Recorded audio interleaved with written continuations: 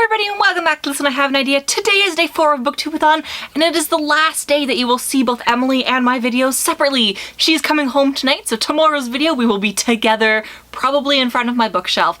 These are my rainbow bookshelves that you saw 2 days ago and also in my rainbow Instagram challenge. So super excited about that. Let's get into the update on what I've been reading. So yesterday was kind of a slow day for me. It took me a while to plan the script for yesterday's video, so I didn't spend a lot of time reading, but I did finish a book, which was, okay, it's the smallest book in my entire TBR pile, but I finished it, and that is Shakespeare in Legs by Norma Clintock.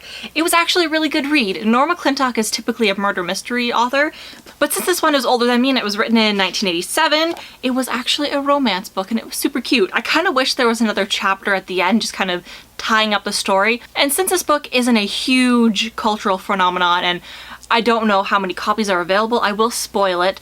In the second last chapter of the book, you find out that the love interest Shakespeare has gotten into a car accident while coming home to visit Legs.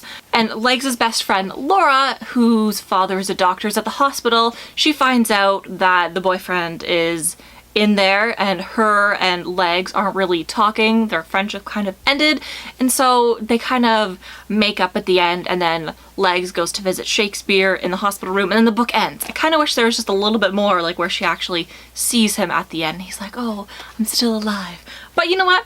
It was a cute little read, and yeah, I'm glad I finally read it. Now I can put it back on my bookshelf knowing that I've read another Norma Clintock book. I did start my 5th book yesterday, and that is What I Thought Was True by Huntley Fitzpatrick. Emily actually read another book by Huntley Fitzpatrick, and I don't know where she came across this author. I actually found this book at a big box sale, and I just loved the spine so much. I mean, look at that. How cool is it? So I picked it up, but I have seen a lot of people on Instagram loving this book and like this, and I don't know if it's a series, but people have been loving the books by this author. So that's why I figured I would jump in with this one next. The other 2 books, City of Lost Souls and It's Kind of a Funny Story, are a little bit bigger and I'm kind of holding off. I think I'm going to read It's Kind of a Funny Story next and then City of Lost Souls at the very end, kind of like my big hurrah, the biggest book. I'll save it for the end. So that is my update. And now it's time for the challenge. So today we're supposed to make a book poem using only book titles, and you can only use a maximum of 10. So while I was going through all of my books, these aren't all of them, I have 2 more shelves down below that I don't think you can see. They're my black and gray shelves. I also have 2 more bookshelves. I film in front of the one. You've seen that in a few other videos. And the other one, it's just kind of like my overflow bookshelf. I don't have room for all of those books. I also keep my textbooks from school, all of my DVDs and sim games on there. I'll give you a tour later on in this video, but let's get to the challenge first. So I picked out 10 different books. I went with the color scheme. I went with white and blue, kind of dark black as well. And I kind of like the way that it turned out. So here it is. Sisters, bright young things. It's kind of a funny story. We were liars, breaking the rules that summer. Deadly little games taking over the edge. Would I lie to you? I hope you like that. It was a little bit morbid, but I figured since Emily and I are doing the Booktubeathon together, why not write a creepy poem that starts off with sisters? So since I promised you a quick tour of my bookshelves, here is what they look like. Here's a nickel tour of my bookshelves. So these 2 are rainbow. We have red, orange, yellow, of course, going into the rainbow all the way down. I like to keep my browns, golds, and then whites, grays, and blacks after the pinks, just because, you know what, it looks best. Plus I have some books that are pink and brown. They just look nice there. Up on the top of my bookshelves, I have a dedicated purple shelf. In that glass bowl right there, we have all of Lizzie's old collars, which is great. And then on the other side, we have magazines. This is the bookshelf that I film in front of most often. It's probably my favorite bookshelf. It contains most of my favorite series on here. So up at the top, we just have some paintings that I painted along with some candles, a random bird cage, and some fake flowers. Of course, some paintings on the wall and a Doctor Who calendar. Of course, I love Doctor Who. And then on the top shelf, we have Gilmore Girls, Gossip Girl, a ton of random books, but then over here is like my dedicated Nora Roberts section. I have a few other books, but they're sitting on my nightside stand. Then down here we have just a ton of really great books. We have the Lunar Chronicles right there, and this book right here, Extras, it actually sits up there, but because I'm missing some of them, because Carly has them, it has to go down there.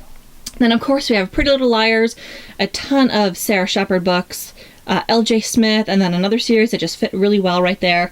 We have L.A. Candy and the Lord Conrad series. I don't know who that is. It's by Ma or somebody. Lauren Oliver, Meg Cabot, just a ton of other really great ones. And then of course my Sims 2 collection and down along the bottom. And finally, the most disorganized bookshelf, and the one that's just all random. So up here we have the Mortal Instruments series along with Clockwork Angel. I don't even have the other two for that one.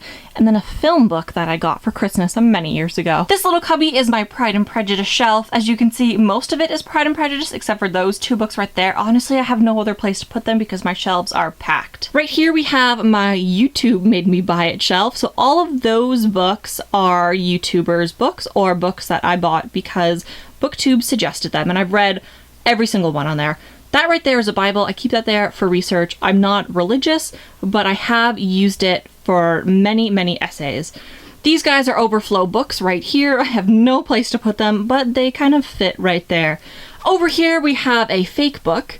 There's nothing in it right now, but it's a fake book. And then the Mediator series. I love this series. I just recently found number 6 in paper copy, or sorry, in paperback, and I absolutely love it. And then a few extra ones that just fit nicely there. Down here we have CDs, DVDs, all my Sims 3 games, and then all of my university textbooks, and some shoes down there.